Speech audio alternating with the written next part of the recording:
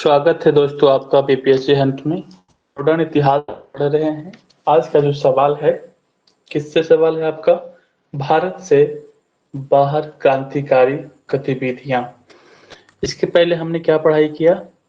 हमने पढ़ा भारत में क्रांतिकारी आंदोलन। तो आज की क्लास शुरुआत करने से पहले जिन लोगों ने हमारे चैनल को सब्सक्राइब नहीं किया है या फिर जो नए बच्चे जुड़ते हैं वो सब्सक्राइब करें, लाइक करें, कमेंट करें। तो हम पहला सवाल के रूप में देखने जा रहे हैं। क्या है पहला सवाल? लंदन में इंडियन को प्रारंभ किया किसने किया? तो श्यामजी कृष्ण वर्मा ने। क्या बता रहा है? लंदन में इंडियन होम रूल सोसाइटी की स्थापना किसने किया? तो श्यामजी कृष्ण वर्मा ने।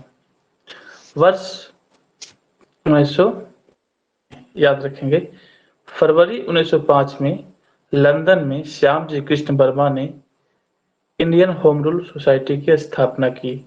इन्होंने इंडिया हाउस का भी स्थापना किया। यहाँ से समाचार पत्र तो इंडियन सोशियोलॉजिस्ट का प्रकाशन का प्रारंभ किया। लंदन में सरकारी तंत्र के विशेष सक्रिय होने के कारण श्याम जी वहां से पेरिस और अंततः जनेवा चले गए। तो इंडिया हाउस से कुछ आप लोग को याद आ रहा है?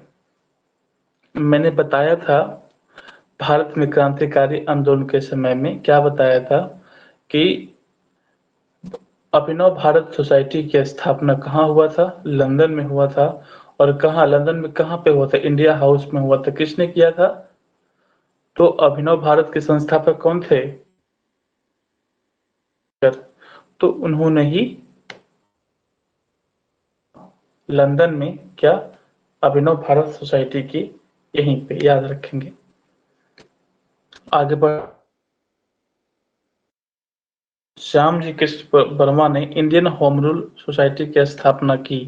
कहाँ? लंदन में की है ना। इंडियन हुई कब? 1905 में हुआ है। कब हुआ है? 1905 में हुआ। क्या घटना घटा है भारत में? आप मुझे कमेंट में बताएंगे। लंदन में इंडिया हाउस इतिहास के संदर्भ में पूछ रहा हूँ ना। लंदन में इंडिया हाउस की स्थापना की थी। किसने किया है? तो श्यामजी कृष्ण वर्मा ने। अगला सवाल है, लंदन में इंडिया हाउस के संस्थापक कौन थे? कौन थे? श्यामजी कृष्ण वर्मा थे। आगे बढ़ते हैं। आज का अगला सवाल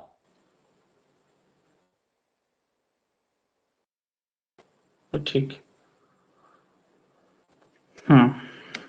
कह रहा है कि था जिसने गदर पार्टी, देखिएगा गदर पार्टी की स्थापित किया था। किसने किया था? लाला हरदयाल। इसमें सोहन सी भाखना नहीं है, सोहन सी भाखना नहीं है, तो आंसर क्या हो जाएगा आपका? लाला लाला हरदयाल। गलती से पेन लग गया वहां पे। लाला हरदयाल हैं, ठीक है, लाला हरदयाल हैं। वर्ष 1913 में सोहन सी भकना ने association of Hindustani workers of Pacific coast या हिंदुस्तान एसोसिएशन ऑफ द नामक संस्था की स्थापना किया। क्या बोल रहा है कि सोहन सी भकना ने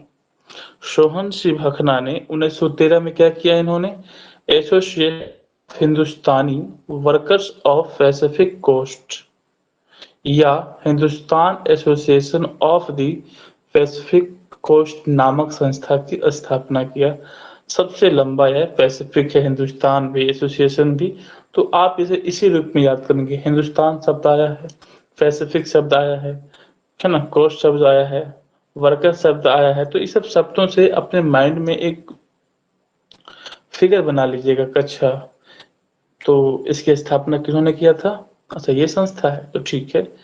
तो सोहनसी भकना ने कब किया था? 1913 में किए, याद रखेंगे। इस संस्था ने गदर नामक एक अखबार निकाला था। किस संस्था ने?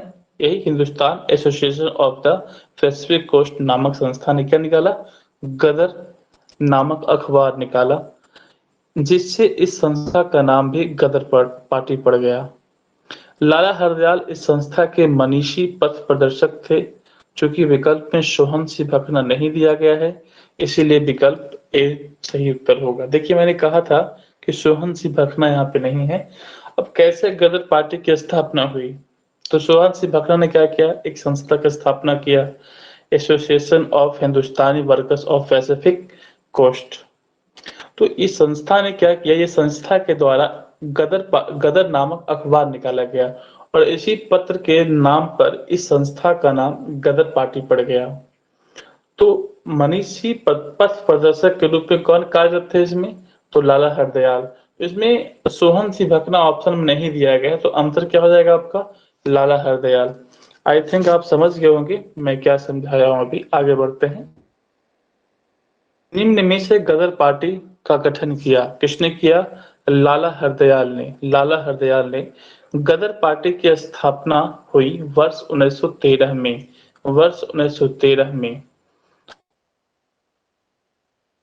नेता कौन थे, गदर पार्टी के नेता कौन थे, तो आप बताएंगे लाला हरदयाल को। ठीक है, आगे बढ़ते हैं। स्थापना की थी, गदर आंदोलन की स्थापना की थी किसने, सोहन सिंह भकना।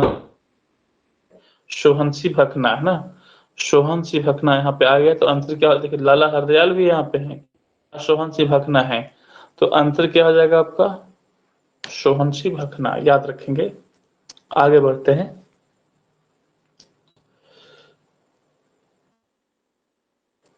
अगला सवाल क्या है, अच्छा एक सवाल पीछे और छूट गया है, उसको देख लेते हैं।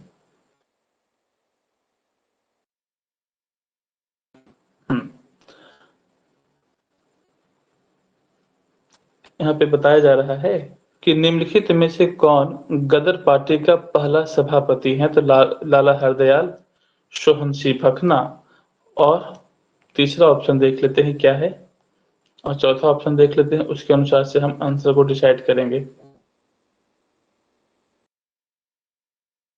केसर सिंह और पंडित काशीराम, तो ऑप्शन बी हो जाएगा आपका, सोहन सिंह भकना, याद रखेंगे। गदर पार्टी प्राधीन भारत को, गदर पार्टी प्राधीन भारत को अंग्रेजों से स्वतंत्र कराने के उद्देश्य से बना एक संगठन था। गदर पार्टी क्या था, गदर पार्टी क्या था पता चल गया। इसे अमेरिका और कनाडा के भारतीयों ने वर्ष 1913 में बनाया था। यह पार्टी हिंदुस्तानी गदर नाम का एक पत्रिका भी निकालती थी, जो उर्दू, गुजराती और पंजाबी में प्रकाशित होता था। गदर पार्टी के संस्थापक अध्यक्ष सरदार सोहन सिंह भकना थे। भागना थे। तो अब यहाँ पे क्या बता रहा है कि गदर पार्टी प्राधीन भारत के अंग्रेजों से स्वतंत्र कराने के उद्देश्य से बना एक संगठन था। इसे बनाने वाला कौन था, तो जो अमेरिका और कनाडा में भारतीय लोग रह रहे थे, उन्होंने 1913 में इसकी स्थापना किया है। जो गदर पार्टी जो था, यह हिंदुस्तान एक जो था हिंदुस्तानी गदर नाम का एक पत्रिका निकालता था, जो किस भाषा में निकलता था, उर्दू, गुजराती, पंजाबी। यहीं से सवाल आपको डाइवर्ट कर देगा कि गदर नामक पत्रिका किस भाषा में प्रकाशित नहीं होती थी। नहीं होती थी, मैंने क्या कहा है, नहीं होती थी। तो आपको पता चल गया उर्दू में होती है, गुजरात में होती है, गुजराती में होती थी और पंजाबी में होती थी। तो ऑप्शन दे देगा कि यह गदर पार्टी जो पत्र जो निकालता था, कौन सा, हिंदुस्तानी गदर, निम्नलिखित में से किस भाषा में प्रकाशित होती थी, तो आप बता देंगे। और जो नहीं होता था तो कौन नहीं होती थी, तो आप ऑप्शन एलिमिनेट करके आप बता देंगे। ठीक है, जैसे कि आपको दे दिया ऑप्शन में उर्दू, गुजराती, पंजाबी और मराठी। तो आपको पता है कि हम उर्दू पढ़ चुके हैं, मराठी, ये पंजाबी पढ़ चुके हैं, गुजराती भी पढ़ चुके हैं, तो कैसे मराठी कैसे हो सकता है, तो हम एलिमिनेट करके ऑप्शन को हम छाट सकते हैं। तो आप क्वेश्चन को सोचते हुए चलेंगे किस प्रकार से क्वेश्चन बन सकता है। चलिए,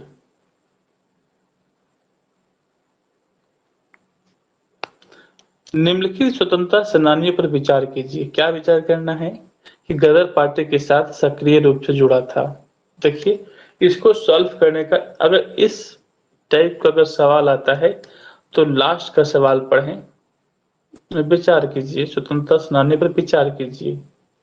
ठीक, क्या विचार करना है। और 20 का गदर पार्टी के सक्रिय रूप से जुड़ा था, बस इतना पढ़ लीजिए। ये सब नहीं भी पढ़ेंगे तो चलेगा, क्योंकि कंफ्यूजन होता है कि सवाल क्या पूछ रहा है। कभी कभी हम हाँ को नहीं पढ़ लेते, नहीं को हाँ पढ़ लेते हैं, तो उसे ध्यान देते हुए हम लोग को पढ़ना है एग्जाम में। अभी तो चल जा रहा है ना। जैसे कि अभी मैंने क्या कहा, लाला लाजपत राय को मैंने टिक लगा दिया, तो एग्जाम में इस बातों को ध्यान रखना होता है। ठीक है, याद रखेंगे। चलिए, तो कौन सा जो विचार करना है कि गदर पार्टी में सक्रिय थे, तो आपके कौन थे, तो केवल आपके रास बिहारी बोस, याद रखेंगे। विकल्प विकल्पगत क्रांतिकारियों में रास बिहारी बोस गदर पार्टी के साथ सक्रिय रूप से जुड़े थे। वारिंद्र कुमार घोष और परेंद्र कुमार घोष अलीपुर बम कांड में अभियुक्त थे, जबकि योगेश चंद्र चटर्जी काकोरी कांड केस से जुड़े थे, याद रखेंगे।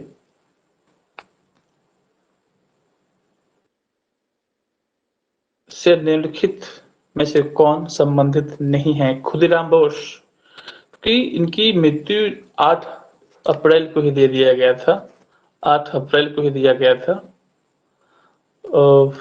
8 अप्रैल को नहीं, 8 अप्रैल को नहीं, को हाँ 11 अगस्त को याद आ गया, सॉरी। यहाँ पे देखिए दिया भी है, 11 अगस्त को फांसी हुई थी, 1908 में ही हुआ था, 11 अगस्त 1908 में। और गदर पार्टी की स्थापना कब हुई है, 1913 में आकर के हुई। तो कैसे, तो ऑप्शन तो एलिमिनेट हो गया ना। तो चलिए इसको पढ़ लेते हैं। गदर पार्टी की स्थापना 21 अप्रैल 1913 में हुई है। डेट याद रखेंगे, मिलान करने के लिए दे सकता है, मिलान करने के लिए 5 संस्था एक तरफ दे दे और सिर्फ ऑप्शन दे दे, है ना, समय दे दे एक तरफ, या भी दे सकता है कि एक तरफ आपको संस्था दे दे, उसके संस्थापक का नाम दे दे। तो मिलान करने का सवाल आ सकता है। गदर पार्टी की स्थापना 21 अप्रैल 1913 को पराधीन भारत के अंग्रेजों से स्वतंत्र कराने के उद्देश्य की थी।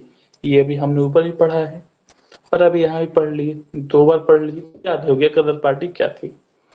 इसे अमेरिका एवं कनाडा में बसे भारतीयों द्वारा गठित किया गया था। ये भी हमने ऊपर पढ़ा।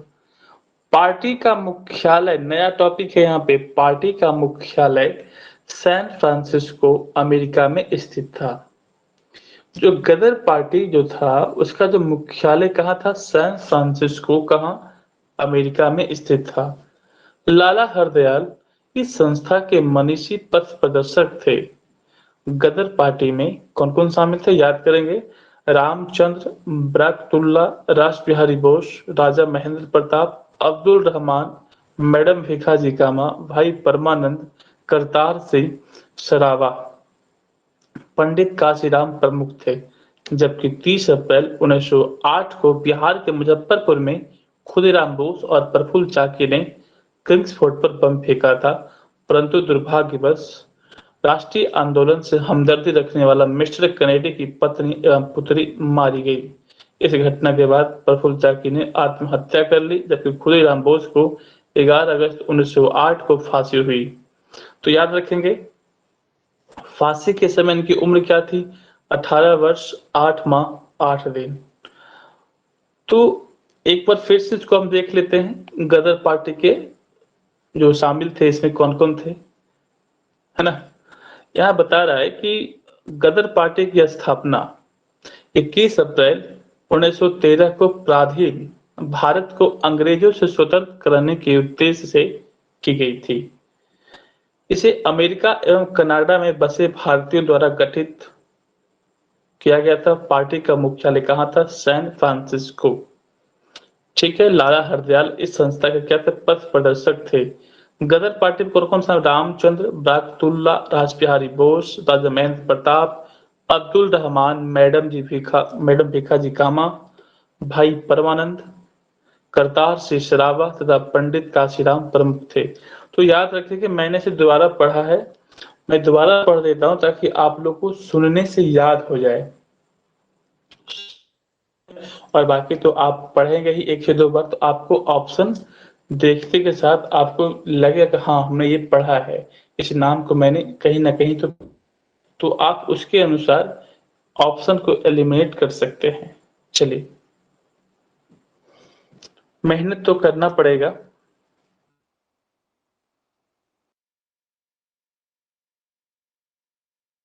चलिए आगे बढ़ते हैं, पढ़ना तो पड़ेगा ही। गदर पार्टी की स्थापना हुई, कहाँ हुई थी? संयुक्त राज्य अमेरिका में। गदर पार्टी की स्थापना कहाँ पर हुई थी? संयुक्त राज्य अमेरिका में। आगे बढ़ते हैं, में गदर पार्टी की स्थापना हुई थी, निम्नलिखित में से किस देश में गदर पार्टी की स्थापना हुई थी? तो यूएसए में। गदर गदर क्या था? भारतीयों का एक क्रांतिकारी संघ जिसका प्रधान कार्यालय सैन फ्रांसिस्को में था। ठीक है, आगे। पार्टी का मुख्यालय कहाँ था? गदर पार्टी का मुख्यालय कहाँ था? San Francisco. San Francisco. आगे बढ़ते हैं, अगले सवाल की ओर हम बढ़ते हैं। कह रहा है कि प्रथम विश्व युद्ध के दौरान सक्रिय होने वाले आधार स्थल था पश्चिमी अमेरिका। क्या बता रहा? प्रथम विश्व युद्ध के दौरान सक्रिय होने वाला गदर क्रांतिकारियों का आधार था कहाँ? पश्चिमी अमेरिका में। पढ़ लेते हैं इसको, क्या बता रहा है इसका, क्या यह देखते हैं। कह रहा है प्रथम विश्व युद्ध के दौरान, गौर करेंगे, सक्रिय होने वाले गदर क्रांतिकारियों का आधार स्थल उत्तरी अमेरिका का मुख्य देश संयुक्त राज्य अमेरिका का सैन फ्रांसिस्को नगर था। सैन फ्रांसिस्को संयुक्त राज्य अमेरिका के पश्चिमी भाग में स्थित है। यदि अमेरिका का अर्थ संयुक्त राज्य अमेरिका से लगाया जाए तो सही उत्तर सी विकल्प सही होगा, किंतु अमेरिका का अर्थ अमेरिका महाद्वीप से लगाया जाए तो सही उत्तर बी होगा। समान तौर पर अमेरिका महाद्वीप को 3 उपभागों में क्या किया गया है? विभाजित किया गया है। कौन कौन? उत्तरी अमेरिका, मध्य अमेरिका और दक्षिणी अमेरिका में विभाजित किया गया है, याद रखेंगे। आगे बढ़ते हैं। गदर क्रांतिकारी का सबसे महत्वपूर्ण कारण क्या था? गदर क्रांतिकारी का सबसे महत्वपूर्ण कारण क्या था? लाला हरदयाल की गिरफ्तारी, कामाकाटुमारू घटना, प्रथम विश्व युद्ध का शुरू होना, करतार सिंह सरावा को फांसी। तो कौन था? तो प्रथम महायुद्ध का शुरू होना। यहाँ बता रहा है कि स्वदेशी आंदोलन के निष्क्रिय होने से भारतीय राष्ट्रवाद के प्रहरी निष्क्रिय हो गए थे। वर्ष 1914 में अचानक छिड़े प्रथम विश्व युद्ध ने भारतीय राष्ट्रीयता के प्रहरियों के झकझोरा उन्हें उद्वेलित किया। उस समय यह धारणा प्रचलित थी कि ब्रिटेन पर किसी भी तरह का संकट भारत के हित में है, उनके लिए एक मौका है। इस मौके का कई जगहों पर कई तरह से फायदा उठाया गया। उत्तरी अमेरिका में गदर क्रांतिकारियों और भारत में लोकमान्य तिलक, एनी बेसेंट एवं उनके स्वदेशी संगठनों ने इस मौके का लाभ उठाया। गदर क्रांतिकारियों ने सशस्त्र संघर्ष के माध्यम से अंग्रेजी हुकूमत को उखाड़ फेंकने का प्रयास किया। तो याद रखेंगे, सवाल क्या था आपका कि गदर जो था शुरुआत जो हुआ था किस कारण से हुआ था? गदर पार्टी का शुरुआत महत्वपूर्ण कारण क्या था? तो प्रथम महायुद्ध का शुरू होना। तो ठीक है, ये याद रखेंगे। चलिए फिर से एक बार मैं इसको पढ़ देता हूँ ताकि आप लोग को याद रहे। चलिए शुरुआत करते हैं फिर से इसको। स्वदेशी आंदोलन के निष्क्रिय होने से, यानी स्वदेशी आंदोलन विफल हो गया ना। क्यों विफल हो गया था? क्योंकि जो बड़े बड़े जो नेता थे, जो गर्म दल के जो नेता थे, लाला लाजपत राय, बाल गंगाधर तिलक और अरविंद घोष जो भी थे, वो गिरफ्तार हो गए थे, लाला लाजपत निकाला दे दिया गया था, तो नेतृत्वकर्ता कोई नहीं रह गए थे, इसीलिए आंदोलन निष्क्रिय हो गया। भारतीय राष्ट्रवाद के प्रहरी भी निष्क्रिय हो गए थे। वर्ष 1914 में अचानक छिड़े प्रथम विश्व युद्ध ने भारतीय राष्ट्रीयता के प्रहरियों को झकझोरा, उन्हें उद्वेलित किया। उस समय यह धारणा प्रचलित थी कि ब्रिटेन पर किसी भी तरह का संकट भारत के हित में है, उनके लिए एक मौका है। इस मौके का कई जगहों पर कई तरह से फायदा उठाया गया।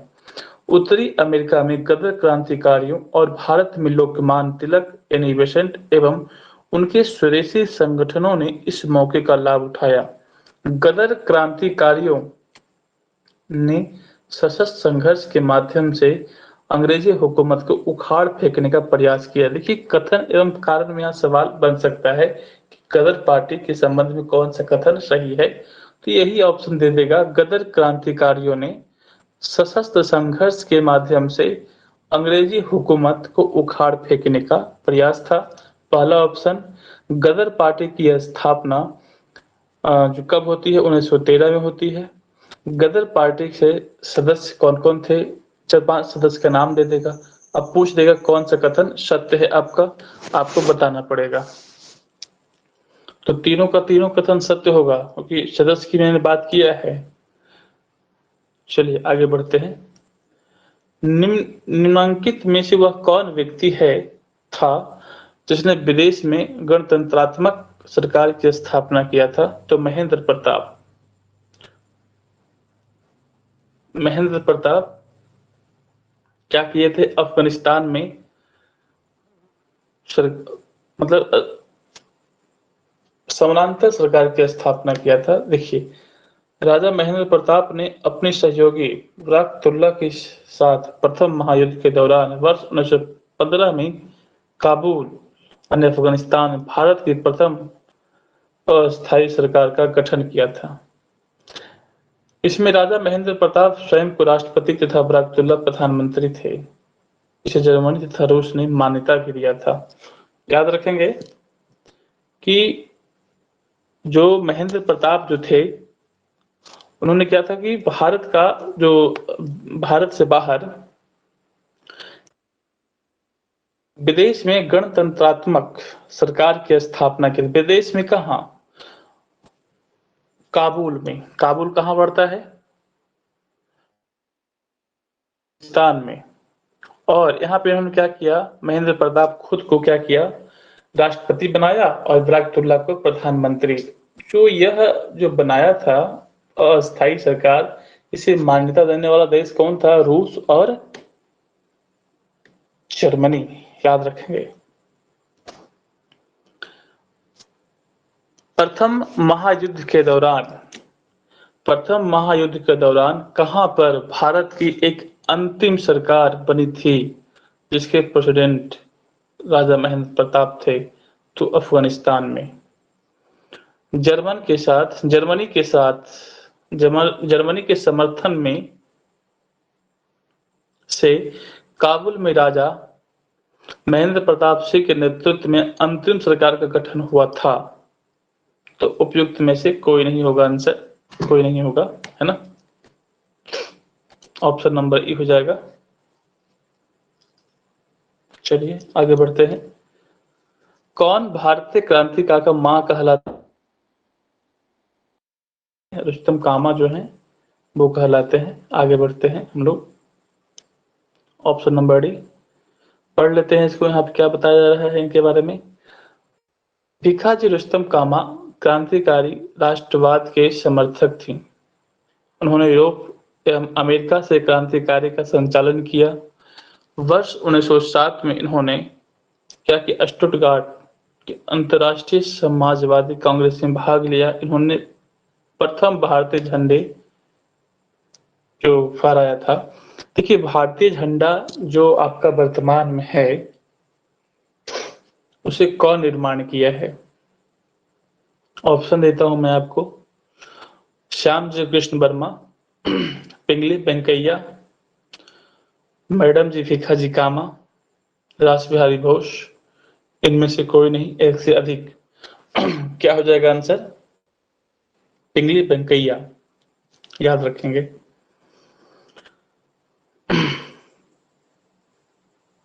फहराया, इसी सम्मेलन में इन्होंने अपनी पूरी शक्ति के साथ स्वतंत्रता के लिए संघर्ष करने की संकल्प की, उद्घोषणा की। ये 30 वर्ष तक पेरिस में भारत की स्वतंत्रता के लिए काम करती रही। 1936 में 75 वर्ष की अवस्था में बंबई लौट कर आई।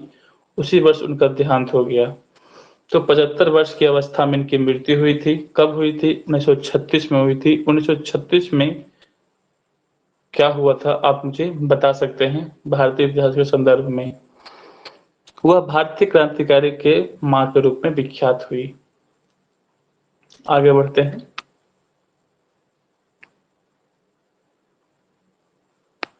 मैडम भिखाजी कामा से संबंधित निम्नलिखित कथनों पर विचार कीजिए। मैडम भिखाजी कामा ने वर्ष 1907 में आयोजित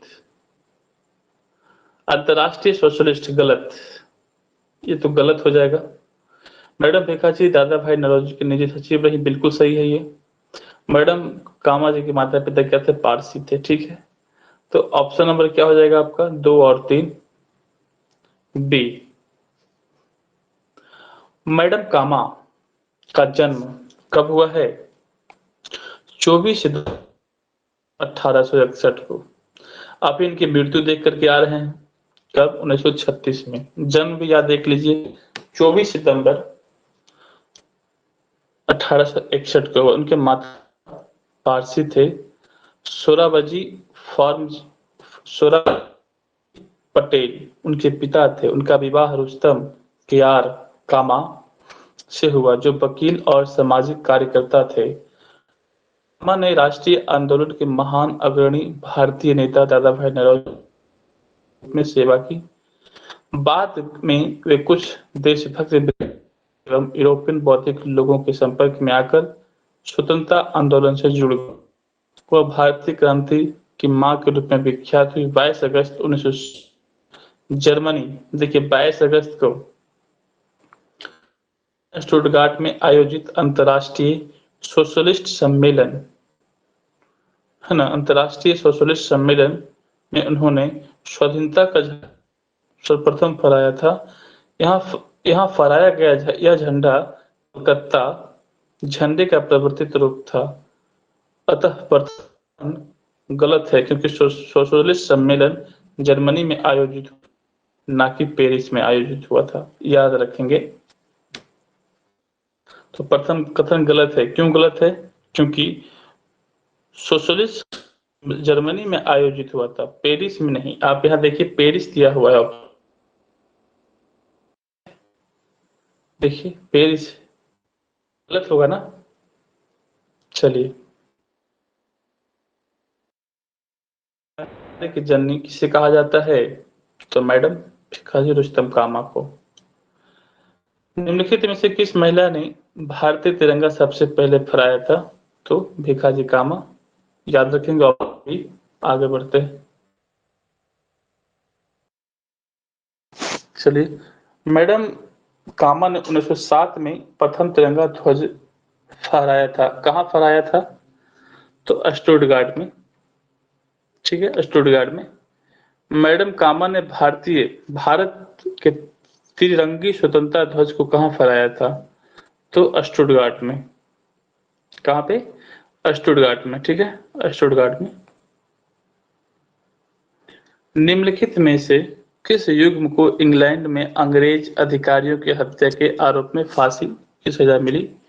तो कौन हो जाएगा? सी, मदन लाल ढींगरा और उधम सिंह। 1940 में उधम सिंह ने किसको मारा था? जनरल ओडायर को। इंग्लैंड में अंग्रेज अधिकारियों की हत्या के आरोप में मदन लाल ढींगरा तथा उधम सिंह को फांसी की सजा मिली थी। ध्यातव्य है कि मदन लाल ढींगरा ने 1 जुलाई 1909 को किसे मारा था? कर्जन वैली को। लंदन में भारतीय राष्ट्रीय संघ की बैठक में भारत राज सचिव के सलाहकार कर्जन वैली तथा कावस लक्का पे को गोलियों से भून दिया। देखिएगा, याद रखेंगे, कर्जन वैली तथा कावस लक्का को गोलियों से भून दिया था, फलतः उन्हें फांसी की सजा दी गई। उधम सिंह ने जलियांवाला बाग में हत्या का प्रत्यक्ष रूप से जिम्मेदारी तत्कालीन Punjab governor Michael O'Dwyer की लंदन में मार्च 1940 में हत्या कर दी, फलतः उन्हें फांसी की सजा हुई। सरदार उधम सिंह किसे मारे थे? किसे मारे थे? जनरल ओ डायर को। याद रखेंगे, जनरल ओ डायर को मारे थे। जनरल डायर, यहाँ पे क्या है, कर्जन वाइली। और आगे ऑप्शन देख लेते हैं, आगे का ऑप्शन देख लेते हैं क्या है। माइकल ओ डायर सैंडर्स, तो माइकल ओ डायर। कर्जन वाइली की हत्या का आरोप किसे मृत्युदंड दिया गया था? तो मदन लाल ढींगरा को। कब मारे थे? 1909 में। देखिए पीछे दिया भी है, हमने पढ़ा भी है इसको। देखिए यहाँ पे क्या है, 1909 में। देखिए यहाँ पे, देखिए एक जो एक्सप्लेन जो किया रहता है, एक सवाल का दूसरे सवाल से लिंकअप होता है। अगर आप इसे पढ़ते हुए चलेंगे, देखिए यहाँ पे लिखा हुआ है ना, इसे यहाँ पे 1 जुलाई 1909 को। अगर आप इस चैप्टर मतलब जो जो दिया हुआ रहता है, सवालों का जो डिस्कशन किया हुआ जो रहता है, उसका जो एक्सप्लेन करके रखा रहता है, उसको अगर आप पढ़ लेते हैं पूरी ईमानदारी के साथ में, कहीं से आपको कोई दिक्कत नहीं होगा। एक सवाल से लगभग 5 सवाल को हम लोग बना सकते हैं। ठीक है, याद रखिएगा इसे। आगे बढ़ते हैं। तो हमने ये सवाल देख लिया है। अब 33 नंबर का सवाल हम पढ़ने जा रहे हैं। मैडम भिखाजी कामा, बराकतुल्ला, वीवीएस अय्यर और एमएन रॉय से क्या समानता थी? समानता यही थी कि वो भारत से बाहर तीनों थे और तीनों क्रांतिकारी थे। वे सभी प्रमुख क्रांतिकारी थे और स्वतंत्रता आंदोलन की अवधि में भारत से बाहर विविध देशों में काम कर रहे थे। समझ में आ गया होगा सवाल। देखिए, मैडम भिखाजी कामा देश से बाहर, एम बरकतुल्ला ये भी देश से बाहर, वीवीएस अय्यर ये भी देश से बाहर, एमएन रॉय में क्या समानता थी? सभी लोग बाहर थे, सभी लोग क्रांतिकारी थे। स्वतंत्रता आंदोलन की अवधि से ये कहाँ भारत से बाहर विविध देशों में काम कर रहे थे। कौन सा काम कर रहे थे? अपना काम नहीं, देश के लिए काम कर रहे थे ना।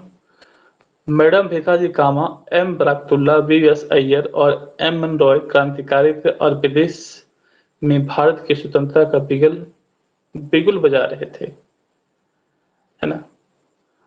1906 में लंदन अभिनव भारत सोसाइटी। देखिए पहला सवाल को मैंने पढ़ा था इंडिया हाउस। इंडिया हाउस में वीडी सावरकर ने अभिनव भारत सोसाइटी की स्थापना किया था। तो पहले ही सवाल में मैंने डिस्कशन किया है और देखिए 34 नंबर का सवाल यहाँ पे आ गया। तो मैंने क्या कहा कि अगर आप इसका एक्सप्लेन जो किया रहता है उसको आप पढ़ लेते हैं तो यकीन मानिए इतिहास में आपका एक भी सवाल नहीं छूटेगा। पर बशर्ते आपको अच्छे से पढ़ना पड़ेगा। ऐसा नहीं कि हम जल्दी जल्दी पढ़ लिए तो आपका छूट भी सकता है। मैं इसकी, हाँ, अगर आप पूरी ईमानदारी के साथ में पढ़ते हैं 100% और आप लिख करके पढ़ते हैं तो और अच्छी बात है। तो आप तो बिल्कुल, अगर क्वेश्चन आएगा तो आप उसे बना ले चले जाएंगे। चलिए एक बार आप मेहनत करेंगे, आपको लंबे समय तक ये काम देगा, है ना। चलिए, तो किसने किया था? वीडी सावरकर ने। आगे बढ़ते हैं। क्या बता रहा है कि वर्ष 1906 में लंदन में अभिनव भारत सोसाइटी की स्थापना विनायक दामोदर सावरकर ने किया। देश में क्रांतिकारी गतिविधियों पर प्रतिबंध लगने के बाद इन्होंने लंदन में सोसाइटी की स्थापना किया। ध्यातव्य है कि विदेशी धरती पर स्थापित सबसे क्रांतिकारी संस्था इंडिया हाउस थी। देखिए नया सवाल यहाँ पे आ गया। नया सवाल, विदेश की धरती पर स्थापित सबसे पुरानी क्रांतिकारी संस्था कौन सी थी? India house. इसकी स्थापना किसने किया था इंडिया हाउस का? तो श्यामजी कृष्ण वर्मा। याद रखेंगे, भारत से बाहर विदेश की धरती पर सबसे पुरानी संस्था में से कौन सी संस्था थी? India house. ये कहाँ थी? लंदन में। स्थापना किसने किया? श्यामजी कृष्ण वर्मा ने। याद रखेंगे, जिसकी स्थापना श्यामजी कृष्ण वर्मा ने 1905 में लंदन में किया था। इस संस्था के प्रमुख सदस्य के रूप में कौन थे? विनायक दामोदर सावरकर, पीएम बपत और लाला हरदयाल जैसे क्रांतिकारी जुड़े थे। कामागाटो मारू क्या है? तो कनाडा से निकला यात्री कनाडा की यात्रा पर निकला एक जलपोत था। ठीक है, याद रखेंगे। कामागाटो मारू क्या था? कनाडा की यात्रा पर निकला एक जलपोत था। कामागाटो मारू यात्रा पर निकला जलपोत था, जिसे प्रथम विश्व युद्ध के दौरान गुरदीप सिंह ने किराए पर लेकर उस पर 376 यात्रियों को बैठाकर कनाडा के बंदर वैंकूवर की ओर प्रस्थान किया था। तट पर पहुंचने के बाद जो कनाडा की जो पुलिस थी, भारतीय यात्रियों को घेराबंदी कर उन्हें देश में प्रवेश करने से रोक दिया। तो याद रखेंगे, कामागाटो मारू तो क्या है? कामागाटो मारू जो कनाडा की यात्रा पर निकला था, एक जलपोत था, कनाडा की यात्रा पर निकला था। हम इतिहास में पढ़ेंगे कि ये क्यों निकला था कनाडा के लिए, है ना, याद रखेंगे। हम इसे इतिहास में पढ़ेंगे, ठीक है, और बहुत डिटेल के साथ में हम इतिहास को लेकर चलेंगे। तो आपका बंदरगाह वैंकूवर की ओर प्रस्थान किया था। यहाँ पे कनाडा की पुलिस ने अंदर आने से मना कर दिया। आने से कामागाटो प्रसिद्ध है, क्या है प्रसिद्ध? एक जलपोत के नाते। अगला सवाल क्या है आपका? निम्नलिखित में से कौन कामागाटो मारू से संबंधित था? तो बाबा गुरदीप सिंह। चलिए, गुरदीप नहीं होगा, यहाँ पे देखिए गुरदीप को ही है। गुरदीप जो है त्रुटि से लिखा गया, यहाँ पे लिखा हुआ है गुरदीप सिंह होगा, याद रखेंगे। अगला टॉपिक देखते हैं। कामागाटो मारू क्या था? कामागाटो मारू क्या था? आपका एक जहाज था। कामागाटो मारू भाप शक्ति से चलने वाला एक जापानी जहाज, देखिए जापान का जहाज था, याद रखेंगे। समुद्री जहाज था। पंजाब के 376 यात्रियों को लेकर यह जहाज वर्ष 1914 में हांगकांग से कनाडा के लिए रवाना हुआ था। कहां से? हांगकांग से कनाडा के लिए रवाना हुआ था, याद रखेंगे। कहां से निकला था? हांगकांग से कनाडा के लिए निकला था। लेकिन तब कनाडा में एशियाई मूल के प्रवासियों से संबंधित कड़े कानून के कारण उन्हें कनाडा में प्रवेश की अनुमति नहीं थी। निम्नलिखित घटनाओं पर विचार कीजिए तथा उनको काल क्रमानुसार इसको सजाने के लिए बोल रहा है। तो गदर पार्टी की स्थापना कब हुई थी? 1913 में, पहला। उसके बाद क्या है कि आपका बर्लिन में इंडियन इंडिपेंडेंस कमेटी की स्थापना 1934 में, ठीक है। अगला सवाल क्या है कि केंद्रीय असेंबली बम कांड 1929 में, चटगांव शस्त्रागार छापा 1930 में। तो याद रखेंगे 1 3 1 3 4 2 1 3 4 2 1 3 4 2 ऑप्शन हो जाएगा आपका ए। यहाँ बता रहा है कि गदर पार्टी की स्थापना 21 अप्रैल 1913 को, पहले एक गदर पार्टी की स्थापना कब हुआ है? 21 अप्रैल 1913 को, याद रखेंगे। बर्लिन में इंडियन इंडिपेंडेंस कमेटी की स्थापना 1914 में। केंद्रीय असेंबली बम कांड 8 अप्रैल 1929 में। चटगांव शस्त्रागार छाप 18 अप्रैल 1930 को। केंद्रीय असेंबली बम कांड क्या था? तो HSRA, Hindustan socialist Republican association, मैंने आपको पढ़ाया है, वहां पे बम फेंका गया था। किसके द्वारा? तो आप मुझे बताएंगे कमेंट करके, मैंने कल ही बताया है इसको। चलिए आगे बढ़ते हैं। वह कौन थे जिन्होंने इंडिपेंडेंस लीग की स्थापना की थी? तो रासबिहारी बोस। रासबिहारी बोस, याद रखेंगे। रास बिहारी बोस जापान में रह रहे भारतीय अप्रवासी थे। 28-30 मार्च 1942 के दौरान राजनीतिक समस्याओं पर विचार विमर्श हेतु इन्होंने टोक्यो में भारतीयों का एक सम्मेलन आयोजित किया। 14 से 23 जून 1942 के बैंकॉक सम्मेलन में इसको विधिवत रूप प्रदान किया गया एवं सुभाष चंद्र बोस को निमंत्रित किया गया। इसी सम्मेलन में रास बिहारी बोस ने इंडियन इंडिपेंडेंस लीग की स्थापना किया था। तो फिर से इसको मैं पढ़ देता हूँ। देखिए यहाँ पे क्या बता रहा है कि रास बिहारी बोस जापान में रह रहे भारतीय अप्रवासी थे। पहला पॉइंट। 28 से 30 मार्च 1942 के दौरान राजनीतिक समस्याओं पर विचार विमर्श के लिए हेतु इन्होंने टोक्यो में भारतीयों का एक सम्मेलन आयोजित किया। 14 से 23 जून 1942 के बैंकॉक सम्मेलन में इसे विधिवत रूप प्रदान किया गया एवं सुभाष चंद्र बोस को निमंत्रित किया गया। इसी सम्मेलन में रास बिहारी बोस ने इंडियन इंडिपेंडेंस लीग की स्थापना किया था। तो कल का हम सवाल देखेंगे। यहाँ इस टॉपिक का होगा आपको। देखिए मैं सवाल मैंने आज का करवा दिया है। तो कल हम देखेंगे बंगाल विभाजन तथा स्वदेशी आंदोलन का महत्वपूर्ण एमसीक्यू देखेंगे। तो आगे बढ़ते हैं। सवाल खत्म हो गया ना। चलिए सवाल खत्म हो गया है तो आज का टॉपिक यहीं पे समाप्त होता है। तो मिलते हैं कि नेक्स्ट वीडियो में ज्योग्राफी अपलोड हो जाएगी 10 बजे एनसीईआरटी का और 7 बजे के आसपास में इस क्लास को अपलोड कर दिया जाएगा। तो चलिए मिलते हैं नेक्स्ट क्लास में। Thank you, bye.